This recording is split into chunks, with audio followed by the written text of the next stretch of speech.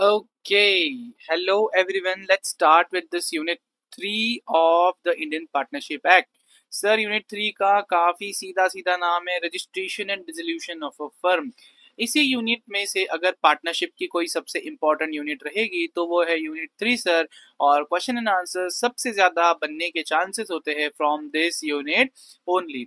बाकी की भी सारी यूनिट्स हमने काफ़ी डिटेल में करी है सर, किसी को भी हमने लाइटली लिया नहीं है।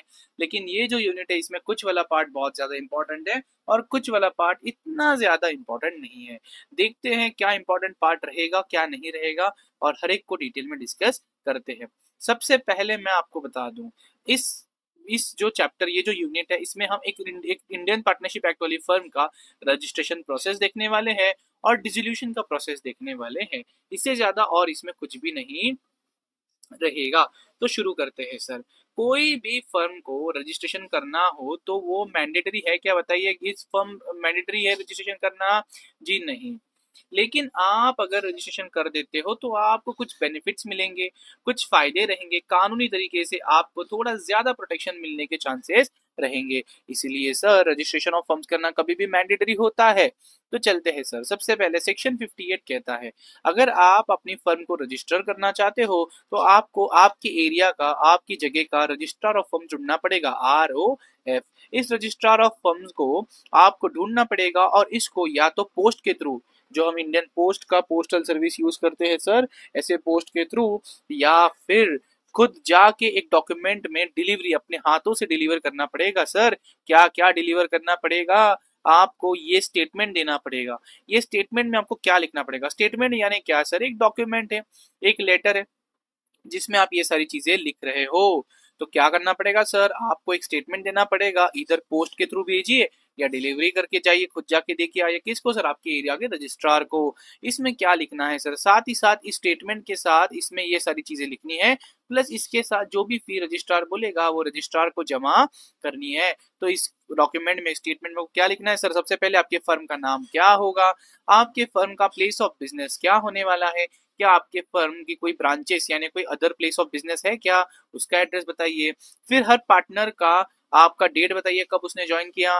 फिर सारे पार्टनर्स का पूरा नाम और उनका परमानेंट एड्रेस बताइए। और अगर आप चाहते हो कि आपकी पार्टनरशिप किसी स्पेसिफिक पीरियड के लिए जिंदा रहे, जैसे हमने देखा था partnership for a fix duration, तो पर्टिकुलर पार्टनरशिप की डिटेल्स यहाँ पे दे देने हैं। नहीं तो आपको लिखना है सर पार्टनरशिप एट विल। इतने सारे डिटेल्स आपको रखने हैं। हमेशा याद रखना है हर पार्टनर को इस स्टेटमेंट पे साइन करना है। All partner should sign on it. अगर पार्टनर्स अवेलेबल नहीं है तो अपने एजेंट्स को साइन करने के लिए आप बोल सकते हो। आपको साइन करके वहां पे लिखना है सर कि हम इसको वेरीफाई करते हैं या नहीं। आपको नीचे लिखना है वी वेरीफाई दिस इंफॉर्मेशन। मतलब क्या? यहाँ पे लिखी हुई हर एक चीज सही है ऐसा मैं मानता हूँ और ये मेरी साइन यहाँ पे मैं मार रहा हूँ। और सर क्योंकि ये इंडियन पार्टनरशिप एक्ट 1932 का है, क्योंकि ये जब बना था तो ब्रिटिश एम्पायर इंडिया में चल रहा था, इसीलिए इधर लिखा गया है कि आपके फर्म में ये सारे वर्ड्स नहीं होने चाहिए, जैसे कि crown, emperor, empress, empire, imperial, king, queen, royal. आज के टाइम पे ये सारी चीजें इररेलेवेंट है क्योंकि ऐसा कोई रखता नहीं। लेकिन ये लिखा है तो ये नहीं होना चाहिए, मतलब ये नहीं ही होना चाहिए। इसके बाद सर आपको, अच्छा, यहाँ पे एक चीज और ये दिख रही है, अगर स्टेट गवर्नमेंट आपको बोलती है कि आप रख सकते हो ऐसे नाम तो आप रख सकते हो। स्टेट गवर्नमेंट अगर नहीं बोलती है, स्टेट गवर्नमेंट कुछ नहीं बोलती है, परमिशन नहीं देती, तो आप एनीवेज नहीं रख सकते। बिल्कुल भी इरेलीवेंट है ये वाला पार्ट अपने लिए। रेलेवेंट सिर्फ ऊपर के A to F वाले थे। ठीक है। अब रजिस्ट्रार को ये सब डॉक्यूमेंट जब आप दे देते हो और सेक्शन 58 आपने पूरी तरीके से कंप्लाई किया है, सब चीजें सही से दी है, अगर इसको लगता है कि सब सही, अगर वो सेटिस्फाई हो जाता है तो वो अपने रजिस्टर में क्या करेगा, आपके फर्म के नाम की एक एंट्री करेगा। और आप क्या करेगा पता है? ये जो स्टेटमेंट आपने उसको दिया था ना, इसको उसमें फाइल करेगा, उसमें वो लगा के रखेगा। आपको एक सर्टिफिकेट देगा जिसको कहा जाएगा सर्टिफिकेट ऑफ रजिस्ट्रेशन। और इस सर्टिफिकेट ऑफ रजिस्ट्रेशन एक प्रूफ रहेगा कि आपकी फर्म क्या है सर, रजिस्ट्रार ऑफ फर्म के साथ रजिस्टर्ड है। हमेशा याद करिए, हमेशा याद रखना है आपको ये चीज कि अगर आप ये स्टेटमेंट नहीं देते हो तो आपको जितने साल के लिए, साल या एक ईयर या पार्ट ऑफ द ईयर के लिए आपको 100 रुपीज पेनल्टी लगेगी। सर 100 रुपए क्या बात करते हो? जी बिल्कुल, क्योंकि ये कैसा है, ओल्ड एक्ट है। तो 1 ईयर है पार्ट ऑफ द ईयर, मतलब मान लीजिए मैंने 2024 में स्टेटमेंट फाइल करना चाहिए था लेकिन मैंने किया नहीं, तो मुझे 100 रुपीज लग जाएंगे। अभी 2025 में मैंने जनवरी के 2 तारीख को कर दिया, मतलब साल के सिर्फ पहले 2 दिन में कर दिया, फिर भी आपने 2 दिन तो डिले किया ना, तो 2 दिन का डिले भी हम 1 साल का डिले मानेंगे और आपको और 100 रुपए मतलब 200 रुपए फाइन लगाएंगे। तो इट इज इधर फुल ईयर और पार्ट ऑफ द ईयर, जो भी रहेगा पूरा 100 रुपीज फाइन आपको लगेगा। सर अब इंपॉर्टेंट पार्ट आ जाता है, प्लीज इसको मार्क करके रखिए, इसको बार बार आपको पढ़ना है। सेक्शन 69 कहता है अगर आप फर्म को रजिस्टर नहीं करते हो तो प्रॉब्लम कुछ नहीं है, लेकिन रजिस्टर नहीं करोगे तो कुछ स्पेसिफिक चीजें आपके अगेंस्ट रहेगी, जो ऐसी रहेगी। सबसे पहला, कोई भी पार्टनर कोई भी पार्टनर जो रहेगा, देखिए पहले इसको पढ़ लेते हैं। No suit in civil code by firm और अदर को partners against any third party, मतलब आपकी फर्म किसी भी थर्ड पार्टी के अगेंस्ट किसी भी तरीके का सिविल सूट नहीं फाइल कर सकती, सिविल केस फाइल नहीं कर सकती। हाँ, क्रिमिनल केस रहेगा, मर्डर, रेप, एक्सटॉर्शन, ऐसा कुछ है तो आप कर सकते हो सर, लेकिन अगर कोई सिविल है, कोई आपका नॉर्मल मैटर है, बिजनेस मैटर है, तो आप केस नहीं फाइल कर सकते। क्या थर्ड पार्टी मेरे ऊपर केस फाइल कर सकती है? जी बिल्कुल। अगर वो केस नहीं फाइल करेगी तो एनीवेज क्या फायदा हो गया फिर मेरी फर्म बनाने का? मेरे को मतलब ऐसा हो गया ना कि डील करो आपकी आपकी लायबिलिटी पे, ऐसा नहीं है।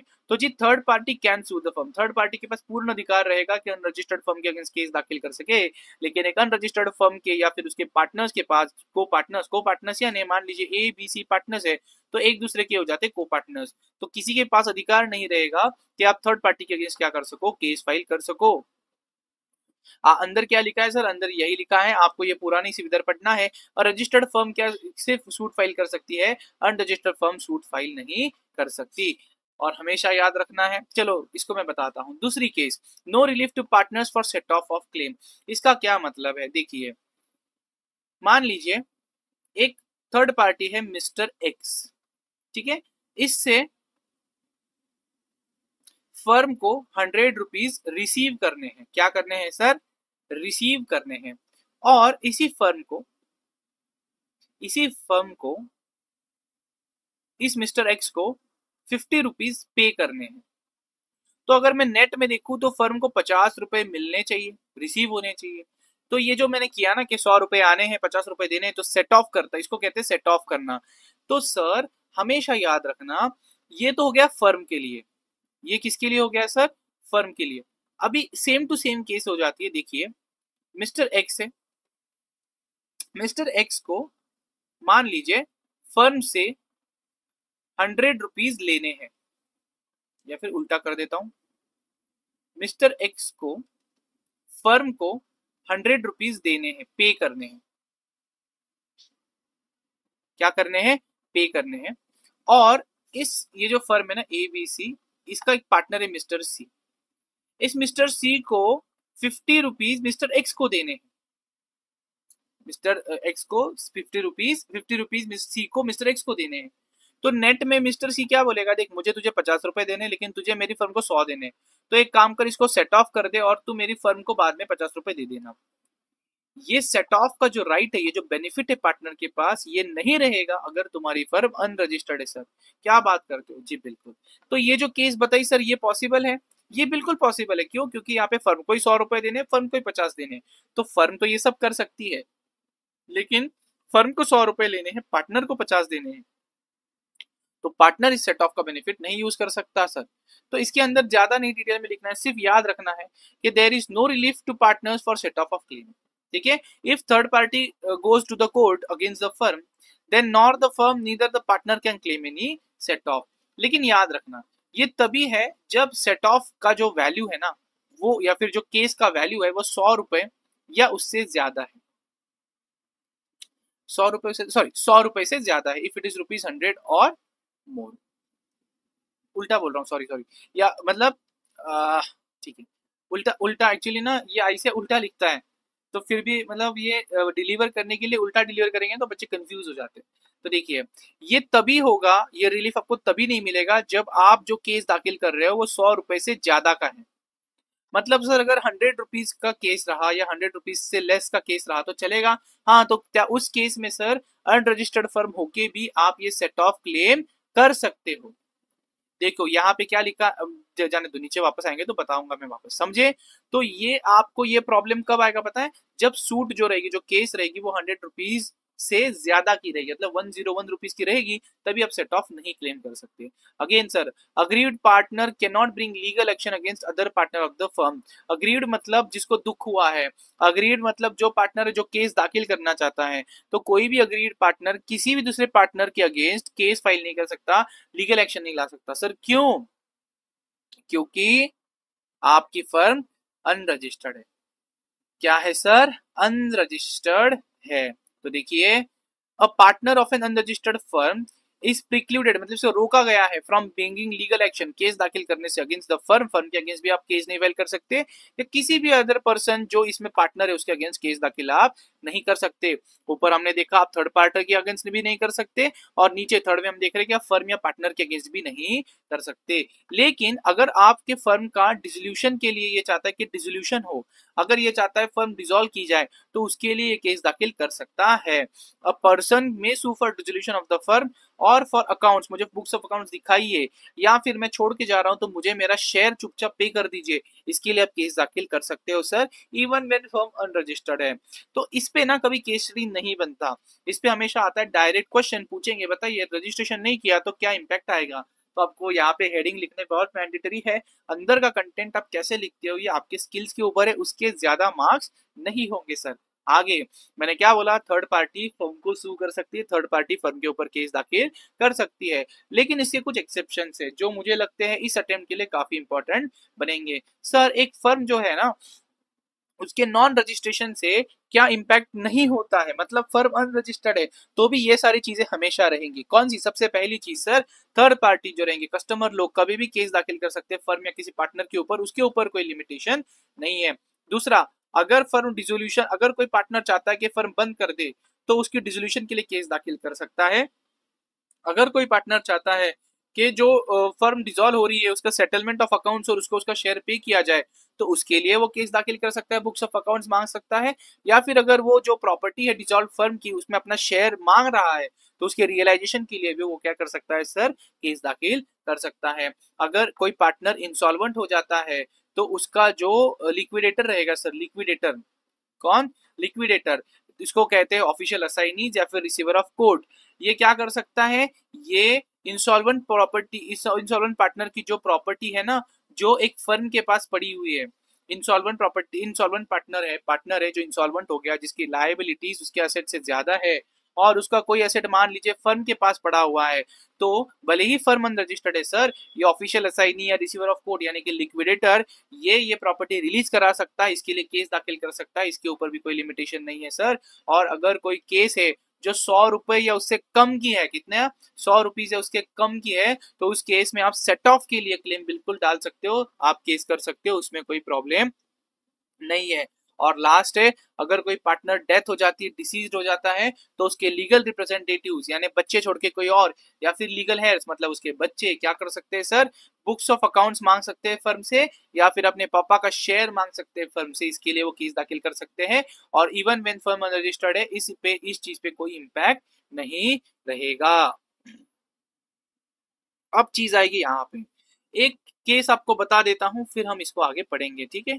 अगर मान लीजिए एक फर्म थी ए बी और सी, ठीक है, जब भी ना कोई अगर इनमें से डेथ हो जाती है, डेथ, तो it is a dissolution, it is a dissolution, by default dissolution है। तो ए बी सी की जो फर्म थी ना ये रजिस्टर्ड थी, क्या थी सर? रजिस्टर्ड थी। अभी आज की तारीख है मान लीजिए 7 मई 2024, आज के दिन क्या हो गया, एग्जाम्पल आज के दिन ना सी की डेथ हो गई, सी की डेथ हो गई, तो देखिए यहाँ पे ये जो ओल्ड फर्म थी ना सर, ये हो गई ऑटोमेटिक डिसॉल्व हो जाती है, और यहाँ पे एक न्यू फर्म चल रही है, रिकॉन्स्टिट्यूटेड फर्म चल रही है। अभी मान लीजिए ए और बी यहाँ से भी बिजनेस आगे चलाते हैं, ए एंड बी क्या कर रहे हैं, बिजनेस को कंटिन्यू कर रहे हैं।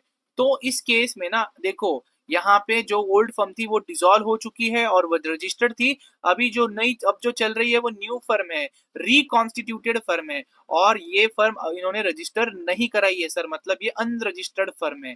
क्या है सर? अनरजिस्टर्ड फर्म है। अब मुझे बताइए, अगर आप सब्सटेंस में देखोगे, एक्चुअल में देखोगे, तो क्या फर्म बदली है? नहीं, सिर्फ क्या बदला है, किसी की डेथ की वजह से ऑटोमेटिक डिसोल्यूशन हो चुका है और इन्होंने रजिस्टर नहीं किया। तो सर अब सवाल ये उठा, क्या ए एंड बी जो ये बिजनेस चला रहे हैं, क्या इस फर्म को अनरजिस्टर्ड माना जाएगा? अगर हाँ, तो क्या ये थर्ड पार्टीज के ऊपर केस डाल सकते हैं? क्या ये थर्ड पार्टीज के ऊपर केस डालते सकते हैं? क्योंकि आपने तो बड़े जोर जोर से अभी हमको बताया सर कि अगर आपकी फर्म रजिस्टर्ड नहीं है तो आप सिविल कोर्ट में किसी के भी ऊपर केस दाखिल नहीं कर सकते। लेकिन इसमें तो थोड़ा उल्टा हो गया सर, किसी की डेथ की वजह से ऑटोमेटिक डिसोल्यूशन हुआ था, लेकिन फर्म पहले रजिस्टर्ड थी, न्यू फर्म रजिस्टर नहीं करी है, न्यू फर्म का सिर्फ बिजनेस कंटिन्यू कर रहे हैं, तो क्या ये काम बनेगा?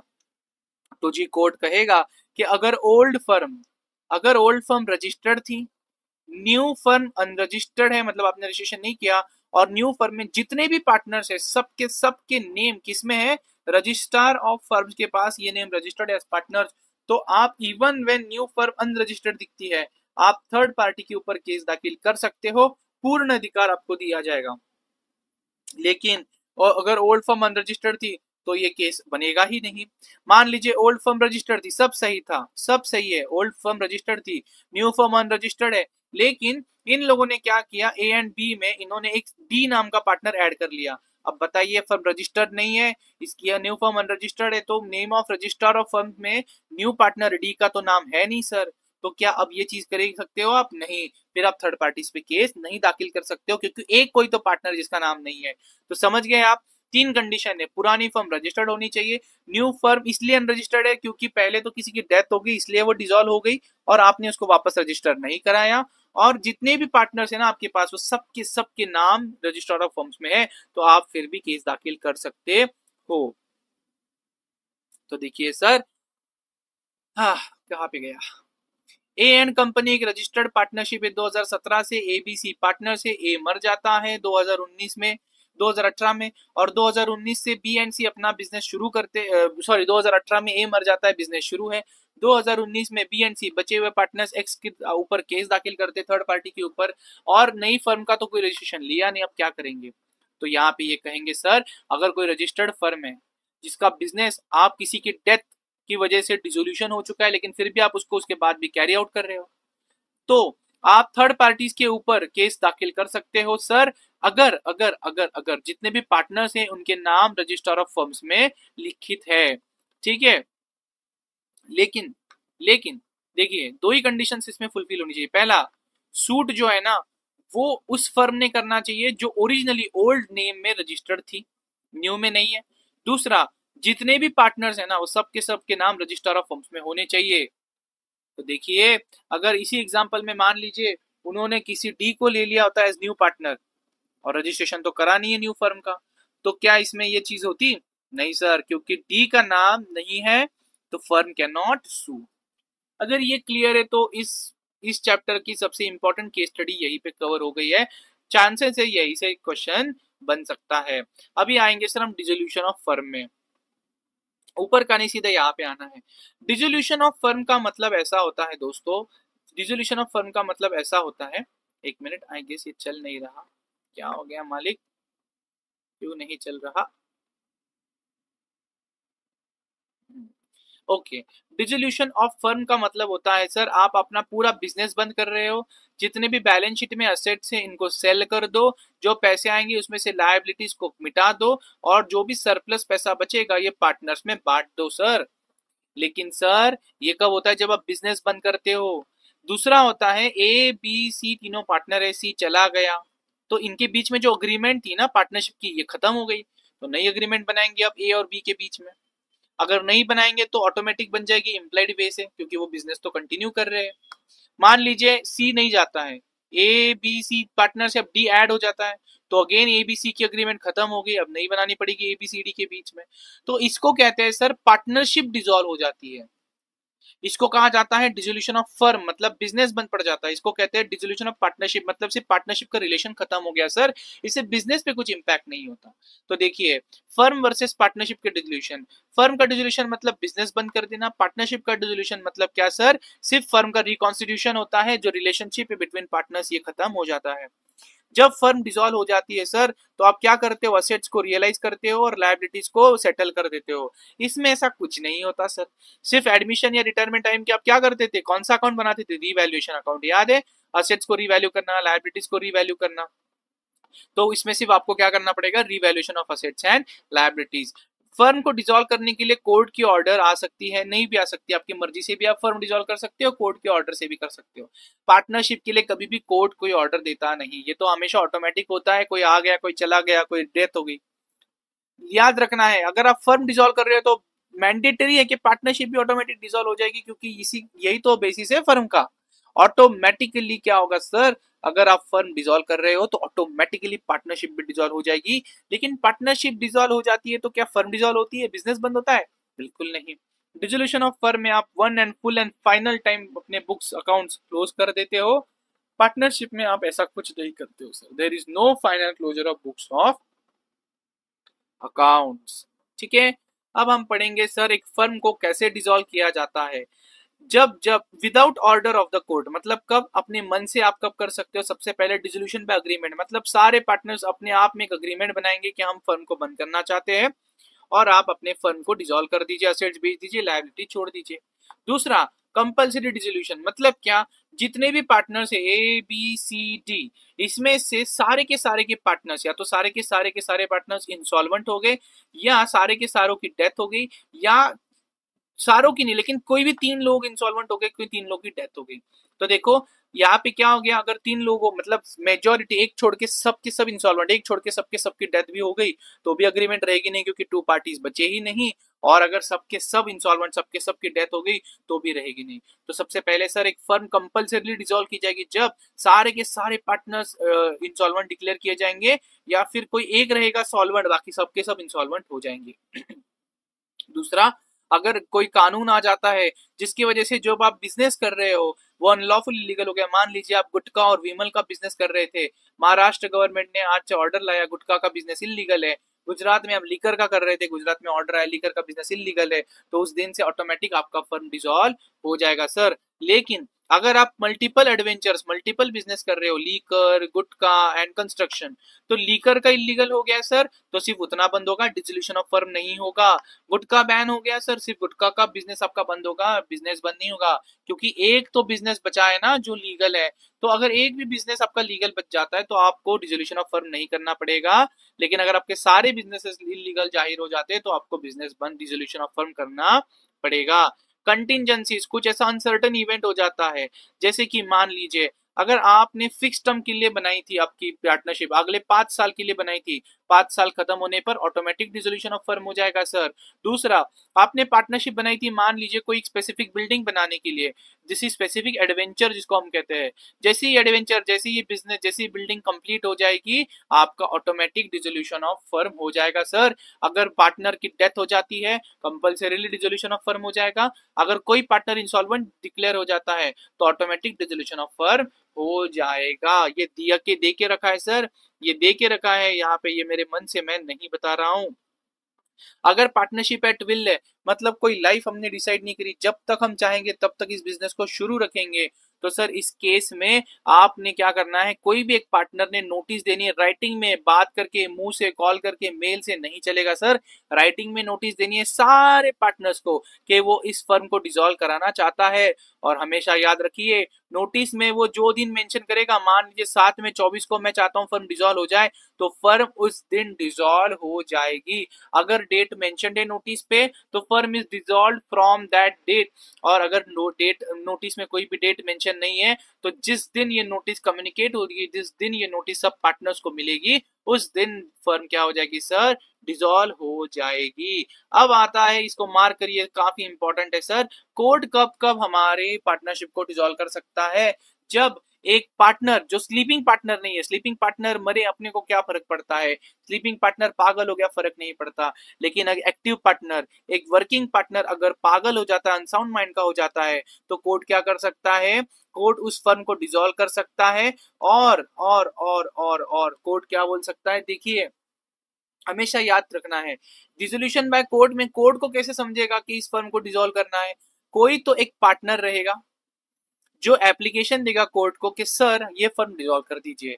तो मान लीजिए ए बी सी तीनों है, इसमें से ए अगर अनसाउंड माइंड का हो गया, पागल हो गया, एक्टिव पार्टनर था, वही सबसे इंपॉर्टेंट था, तो सी अगर एप्लीकेशन करेगा कोर्ट को, तो कोर्ट क्या करेगा, बंद करने का ऑर्डर दे सकता है, बिजनेस डिसॉल्व करिए फर्म को, इसका ऑर्डर दे सकता है। तो देखिए, at the suit of the partner, तो सर थर्ड पार्टी या कोर्ट अपने मन से कर सकता है क्या? बिल्कुल भी नहीं। किसी पार्टनर ने केस दाखिल करना चाहिए कि हमारे में जो सबसे इंपॉर्टेंट पार्टनर था वो इंसेन हो गया, अनसाउंड हो गया, पागल हो गया। सर लेकिन मान लीजिए किसी को टाइफाइड हो गया, टेम्पररी सिकनेस है, कुछ दिन के लिए, कुछ महीने के लिए, या मे भी 1-2 साल के लिए काम नहीं कर पा रहा है, तो क्या इससे डिसोल्यूशन ऑफ फर्म होगा? नहीं। हमेशा याद रखना, it should be permanent illness, it should be permanent unsound mind. दूसरा है परमानेंट इनकैपेसिटी। मान लीजिए कोई पार्टनर था, मान लीजिए उसको कोई फिजिकल डिसेबिलिटी हो गई, चल नहीं पा रहा है, और बिजनेस में चलना बहुत इंपॉर्टेंट। एग्जांपल दे रहा हूं, मान लीजिए फर्म का बिजनेस पेंटिंग का है, जिसमें ए और बी दोनों पार्टनर है, बी पेंटिंग निकालता है और ए इसको बेचता है, सेल करता है। अब बी हो गया, बी के हाथ टूट गए, तो पेंटिंग नहीं कर पाएगा, तो एक कोर्ट में दाखिल करेगा एक केस कि सर हमारा बिजनेस नहीं चल सकता, हम इसको नहीं कर सकते, प्लीज आप हमारे बिजनेस को डिसॉल्व कर दीजिए। तो जब एक पार्टनर है, जो पार्टनर केस डाल रहा है, उसके अलावा कोई पार्टनर है, मतलब ए के अलावा, जैसे कि बी, अगर वो कोई परमानेंटली इनकैपेसिटेट हो जाता है, परमानेंटली वो अपनी ड्यूटीज नहीं परफॉर्म कर सकता है, तो उस कोर्ट उसके लिए क्या कर सकता है सर? डिसोल्यूशन ऑफ फर्म के ऑर्डर दे सकता है। अगर जो पार्टनर केस दाखिल कर रहा है वो ये बोल रहा है कि बाकी का पार्टनर या कोई एक पार्टनर क्या है सर, मिसकंडक्ट कर रहे हैं, बिजनेस ठीक से नहीं चला रहे सर, जो बिजनेस के लिए अच्छा है वो नहीं कर रहे, पर्सनल प्रॉफिट कमा रहे और हमारी बात भी नहीं सुन रहे, तो उस केस में मिसकंडक्ट के बेसिस पे कोर्ट क्या कर सकता है? ऑर्डर दे सकता है for dissolution of firm. Next आएगा sir persistent breach of agreement. मतलब आप बार बार एम्पेजलमेंट, मतलब क्या करते हो? चोरी करते हो, पार्टनर्स कर रहे हैं ये सब, ठीक है, बार बार आप क्या कर रहे हो? बुक्स ऑफ अकाउंट्स में गलत एंट्रियां मार रहे हो, एररनेस अकाउंट्स रख रहे हो, सबको प्रॉफिट ठीक से नहीं बता रहे हो, झूठी एंट्रियां मार रहे हो। जितना कैश तुमको अलाउड है, हमारे रेगुलर हमने डिसाइड किया, हर पार्टनर 10,000 के ऊपर कैश फर्म की अपने पास नहीं रखेगा, तुम बार बार उससे ज्यादा कैश अपने पास रखते हो। या फिर मैं तुमसे बार बार मांग रहा हूं मुझे बुक्स ऑफ अकाउंट बताओ, लेकिन तुम दिखा नहीं रहे हो, ऐसी कोई भी केस आप करते हो, तो माना जाएगा कि आप जो पार्टनरशिप की अग्रीमेंट है ना, इसको बार बार ब्रीच कर रहे हो, परसिस्टेंटली ब्रीच कर रहे हो। ऐसे केस में जिस भी पार्टनर को दिक्कत हो जाती है वो कोर्ट में केस दाखिल करेगा और बोलेगा कि sir this partners are persistently committing breach of agreement, और अगर कोर्ट को लगा तो court will dissolve the firm. ठीक है, अपने को ये सारी चीजें लिखनी है सर अंदर। तो अगर एक ही क्वेश्चन आया सिर्फ ब्रीच ऑफ अग्रीमेंट पे, तो ये चारों चीजें आप लिखो। अगर नहीं आता है, फुल फ्लेज क्वेश्चन आता है, तो उसका हेडिंग इंपॉर्टेंट लिखना और अंदर एक लाइन में इसको खत्म करना है। ट्रांसफर ऑफ इंटरेस्ट, मैंने क्या बोला, मेरे को 30% शेयर है प्रॉफिट्स में, मैं इसका 29% तक शेयर मेरे किसी और को दे सकता हूँ, मे बी मेरे बच्चे को दे सकता हूँ, मेरी वाइफ को है नहीं लेकिन वाइफ को दे सकता हूँ, या कुछ भी कर सकते हैं। लेकिन सर अगर आप अपना 100% ऑफ द इंटरेस्ट किसी को दे देते हैं, तो उस केस में कोई भी एक पार्टनर कोर्ट में जाके ये बोल सकता है इसने अपना इंटरेस्ट ट्रांसफर करा है, हम इसको अलाउ नहीं कर सकते, प्लीज आप ये बिजनेस बंद कर दीजिए। वेर अ पार्टनर, जो पार्टनर केस डाल रहा है वो छोड़ के अपना पूरा का पूरा इंटरेस्ट किसी को ट्रांसफर कर रखा है ना सर, तो इस केस में कोर्ट इसको डिसॉल्व कर देगा। नेक्स्ट है कंटिन्यूअस या फिर परपेचुअल लॉसेस। अगर कोई बिजनेस है जन्म जन्म से चल रहा है लेकिन प्रॉफिट ही नहीं कमा पा रहा है, कोई भी पार्टनर अगर केस दाखिल करेगा तो कोर्ट उसको डिसोल्यूशन का ऑर्डर देगा। जस्ट एंड इक्विटेबल, मतलब आपके पास मान लीजिए 4 पार्टनर्स है और हमेशा कोई भी डिसीजन लेते हो तो 2 यस 2 नो कहते हैं, तो मेजोरिटी कभी होती नहीं, इसको कहते हैं डेडलॉक, मतलब मेजोरिटी से डिसीजन ही नहीं हो पाते। दूसरा है पार्टनर्स एक दूसरे से ठीक से बात ही नहीं कर रहे, एक दूसरे से बिल्कुल, मतलब एक दूसरे से काफी झगड़ा हो चुका है, partners are not in talking terms. जिस जेस से, जिस स्पिरिट से, जिस इच्छे से हमने बिजनेस शुरू किया था, वो सबस्टेंटम अब खो चुका है, अब बस चल रहा है। मान लीजिए पहले 3 पार्टनर्स थे, ए बी सी, अब ए ने कहीं पे जॉब ले ली, कहीं पे काम करता है, 6 महीने में एक बार पूछने आता है, बी ने दूसरा बिजनेस शुरू किया, अपना अपना उस पर ध्यान देता है, सी अकेला बेचारा बिजनेस कर रहा है। तो बिजनेस का सब्सटेंस, बिजनेस का स्पिरिट, बिजनेस का पूरी जान अगर निकल चुकी है, तो इस केस में कोई भी पार्टनर जाके बोल सकता है प्लीज बिजनेस को डिसॉल्व कर दीजिए। अगर कोई भी पार्टनर स्टॉक एक्सचेंज पे सट्टा यानी गैम्बलिंग का काम करता है, तो उस केस में आप केस दाखिल करिए और कोर्ट क्या करेगा, इस बिजनेस को बंद करेगा। प्लीज ये 4th वाले पे क्वेश्चन मत पूछिए, आज हर कोई स्टॉक एक्सचेंज में खेलता है, दे के रखा है, इसलिए हम उसको पढ़ेंगे, ज्यादा उसके डिटेल में जाना नहीं है। नेक्स्ट सर, अगर एक बार फर्म डिसॉल्व हो जाती है तो फिर उसके कॉन्सिक्वेंस क्या होंगे? पहली चीज liability for acts of partners done after dissolution. Dissolution के बाद भी पार्टनर है कोई, बताता है फर्म अभी भी एग्जिस्ट कर रही है और कोई काम करता है, तो क्या बाकी के पार्टनर्स लायबल रहेंगे? तो सबसे पहली चीज हम देखेंगे, देखिए किधर गया? ओके। अभी आपने डिसाइड किया, आपको ऑर्डर मिला या आपने डिसाइड किया 7 मई 24 को हम फर्म को करने वाले हैं डिसॉल्व। अगर ऐसा है सर डिसॉल्व करने वाले, तो चुपचाप दे दीजिए पब्लिक नोटिस। क्या देनी है आपको? Public notice. अगर आप पब्लिक नोटिस नहीं देते हो तो इसका मतलब क्या है? थर्ड पार्टीज को, मतलब बाकी के थर्ड पार्टीज को पता ही नहीं कि ये फर्म एग्जिस्ट नहीं करती। तो ऐसे केस में क्या होगा सर? ऐसे केस में क्या होगा हम वो देख लेंगे। सबसे पहला, अगर थर्ड पार्टी जो रहेंगी उनको प्रोटेक्शन मिलेगा इस सेक्शन से, अगर आपने नोटिस ही नहीं दी है डिसोल्यूशन की। और किधर गए? डिसॉल्व फर्म के जो पार्टनर्स हैं उनको दूसरे पार्टनर्स की लायबिलिटी से बचाया जाएगा। डिटेल में देखते हैं इस चीज को, डिटेल में देखते, देखिए डिटेल में देखते हैं। अभी 7 मई 24 को मान लीजिए हमने फर्म डिसॉल्व कर दी और हमने पब्लिक नोटिस दे दी। एक बार पब्लिक नोटिस हमने दे दी ना सर, फिर अब 3 पार्टनर्स थे ए बी सी, लेकिन फर्म तो अब रही नहीं। तो सी फिर भी डील कर रहा है लोगों के साथ, लोगों को एड़ा बना रहा है, हमारी पार्टनरशिप है चलो हाँ डील करो, और फ्रॉड कर रहा है। तो क्या फर्म है? फर्म तो है ही नहीं, और फर्म लायबल भी नहीं है। क्या बाकी के पार्टनर्स लायबल रहेंगे? जी बिल्कुल नहीं। क्यों? क्योंकि आपने पब्लिक नोटिस दे रखी थी। लेकिन अगर आप पब्लिक नोटिस नहीं देते हो तो फर्म भी लायबल रहेगी, और ये ए और बी भी लायबल रहेंगे सी के एक्शंस के लिए। तो आपने पब्लिक नोटिस देना बहुत ज्यादा इंपॉर्टेंट है। एग्जाम्पल 5 के थ्रू आपको ये चीज समझेगी। लेकिन सर अगर आप मर जाते हो, आप डिसीज्ड हो, 7 मई 24 को डिसोल्यूशन हुआ है, उसके बाद सी कुछ मार्केट में जाके फ्रॉड कर रहा है, आपने पब्लिक नोटिस दिया नहीं दिया फर्क नहीं पड़ता, आपने पब्लिक नोटिस नहीं दिया है, सी फ्रॉड करेगा तो ए और बी दोनों लायबल रहेंगे। लेकिन मान लीजिए ए की डेथ हो चुकी है, ए की क्या हो चुकी है? डेथ। तो सर सी जो भी काम करेगा ना, इवन व्हेन पब्लिक नोटिस नहीं दिया है डिसोल्यूशन का, सी के फ्रॉड के लिए सिर्फ बी लायबल रहेगा, ए नहीं। क्यों? क्योंकि ए की डेथ हो चुकी है सर, डिसीज पार्टनर लायबल नहीं रहेगा इवन व्हेन आपने डिसोल्यूशन का पब्लिक नोटिस नहीं दिया है और कोई आपके नाम पे काम कर रहा है। इंसॉल्वेंट पार्टनर, मान लीजिए इसमें ए की डेथ नहीं हुई लेकिन ए हो गया इंसॉल्वेंट, पहले से ही मरा हुआ है और कहा मारेंगे, तो इंसॉल्वेंट पार्टनर को भी हम लायबिलिटी में नहीं लेंगे। कब सर? आप डिसॉल्व कर चुके हो, पब्लिक नोटिस नहीं दिया है, थर्ड पार्टी के साथ कुछ स्कीम कर रहा है कोई आपका एक पार्टनर, तो आप लायबल नहीं रहोगे। अगर आप मर चुके हो, अगर आप इंसॉल्वेंट हो, या फिर आप कैसे थे? डॉर्मेंट थे, मतलब आप स्लीपिंग पार्टनर थे, मतलब थर्ड पार्टीज को पता ही नहीं था कि आप इसमें पार्टनर हो। तो ए बी सी पार्टनर्स थे, डिसोल्यूशन किया लेकिन पब्लिक नोटिस नहीं दी। सी अभी भी थर्ड पार्टीज के साथ काम कर रहा है, सी ने जो भी काम किया उसके लिए लायबल ए और बी दोनों रहेंगे। लेकिन ए मान लीजिए स्लीपिंग पार्टनर था, स्लीपिंग पार्टनर मतलब क्या? जो लोगों को पता ही नहीं कि पार्टनर है। तो इस केस में सर स्लीपिंग पार्टनर होने की वजह से उसकी लायबिलिटी नहीं रहेगी, सिर्फ बी की रहेगी। नेक्स्ट, एक बार आपने फर्म डिसॉल्व कर दी तो जो पार्टनर जो बिजनेस चाहे वो बिजनेस वो कर सकता है, अपने मन के ऊपर वो बिजनेस वो कर सकता है। Right of partners to have business wound up after dissolution. दूसरी चीज जो इस पैरा में एक्चुअली कही गई है वो ऐसा है, देखिए जब फर्म डिसॉल्व करोगे तो आपने सबसे पहले क्या करना है? फर्म की प्रॉपर्टी में से पैसे लेने हैं, पैसे असेट्स बेचने, एसेट्स आपके पास बेचने के बाद फर्म की लायबिलिटीज और फर्म के डेट्स का पेमेंट कर दीजिए, तो फर्म की लायबिलिटीज खत्म। और फिर भी अगर पैसा बचता है तो इसको क्या करना है? पार्टनर्स, और अगर पार्टनर्स मर चुके हैं तो उनके रिप्रेजेंटेटिव्स के बीच में इस सरप्लस को, इस एक्स्ट्रा मनी को डिस्ट्रीब्यूट कर दीजिए। किधर गया? ओके। अब मान लीजिए कि कोई एक बिजनेस, कंस्ट्रक्शन कंपनी का एक फर्म बिजनेस करती थी, 7 मई 24 को ये बिजनेस उन्होंने डिसॉल्व कर दिया, बंद कर दिया, लेकिन अभी भी ये कंस्ट्रक्शन ऑफ इस मान लीजिए एक्स नाम की बिल्डिंग का चालू है। तो ये कंस्ट्रक्शन खत्म होने वाला है मान लीजिए आज से 10 महीने बाद। एग्जाम्पल के लिए मान लेता हूं मैं, मान लीजिए मे बी 10 December 24 को खत्म होगा।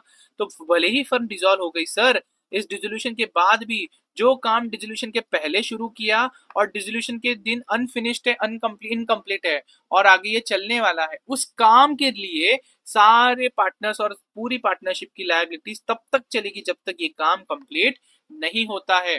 तो देखिए sir, dissolution of a firm से जो भी राइट्स एंड ऑब्लिगेशंस रहेंगे पार्टनर से, ये तब तक चले रहेंगे जब तक एक ट्रांजैक्शन कंप्लीट नहीं होती जो हमने शुरू करी थी लेकिन डिसोल्यूशन के टाइम पे अनफिनिश्ड है सर।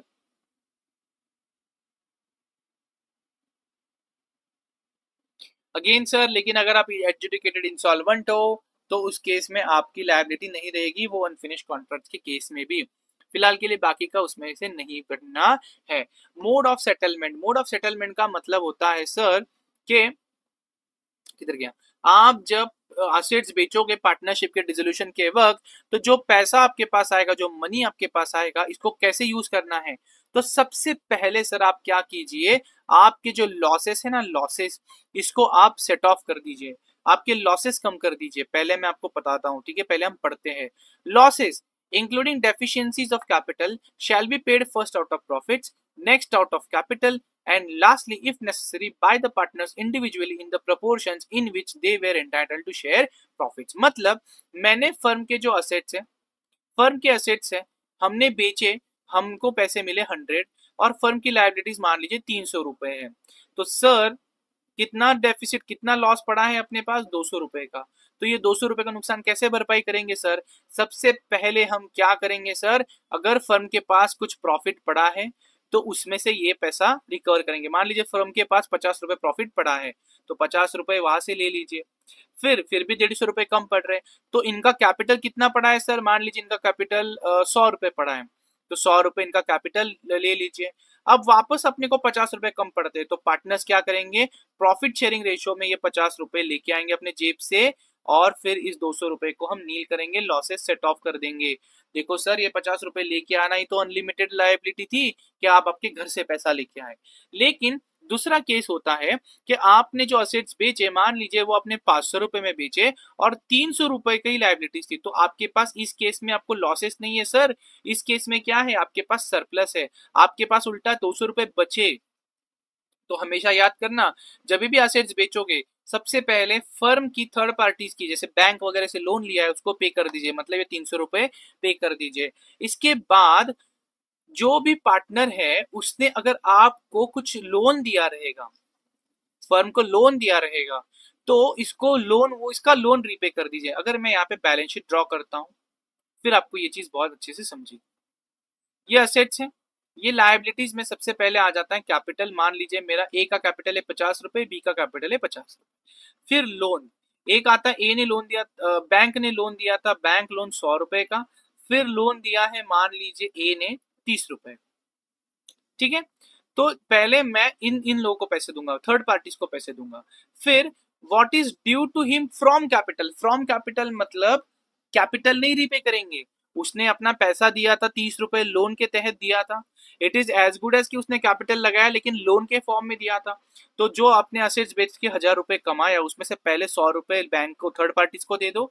फिर ये जो पार्टनर्स है, इनको due to him from capital मतलब इनने जो लोन दिया वो इनको पे कर दो। फिर on account of capital, on account of capital मतलब ये जो 50-50 रुपए बचे हैं इनके, इसको पे कर दो। तो ये पहला पेमेंट, ये दूसरा पेमेंट, फिर तीसरा आप इसको कैपिटल का रिपेमेंट कर दो। और फिर भी आपके पास पैसा बचता है, देखिए 1000 रुपए थे, उसमें से बैंक को 100 रुपए दे दिए, पार्टनर लोन के लिए 30 रुपए दे दिए, 100 रुपए कैपिटल के दे दिए, तो मान लीजिए कितना बचा, ये 200, 230, तो फिर भी 770 रुपए बचे सर।